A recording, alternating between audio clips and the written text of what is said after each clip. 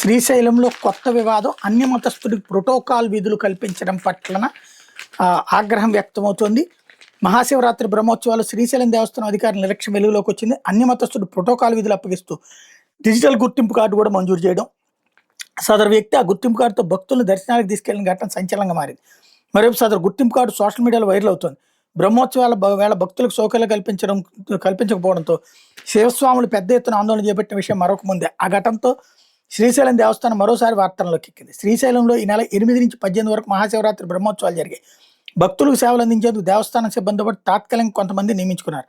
తాత్కాలిక సిబ్బందిగా దేవస్థాన నిబంధనలకు లోబడి ఆ విభాగాల సహాయ కార్యనిర్వహణాధికారి పర్యవేక్షణలో హిందువులు మాత్రమే తీసుకోవాలి. ఈ క్రమంలో శ్రీశైలానికి చెందిన అన్యమత వ్యక్తికి department endowment designation protocol shift overall duty point inside temple పేరుతో డిజిటల్ గుర్తింపు కార్డు మంజూరు చేశారు. బ్రహ్మోత్సవాల వేళ సదరు వ్యక్తి భక్తులను దర్శనానికి తీసుకెళ్లేటప్పుడు పర్యవేక్షణలు అడ్డుకోగా తాను రిపోర్టర్ అని చెప్పి ఆలయంలోకి వెళ్ళినట్టు తెలుస్తోంది.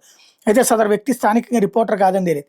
ప్రోటోకాల్ కోసం కూడా తాత్కాలిక సిబ్బందిని తీసుకోలేదని సమాచారం. అయితే అన్యమత వ్యక్తికి అది కూడా ప్రోటోకాల్ పేరుతో దేవస్థానం గుర్తింపు కార్డు ఎలా మంజూరు చేశారని ప్రశ్నార్థకంగా మారింది అన్నటువంటి వార్తని హైలైట్ చేశారు.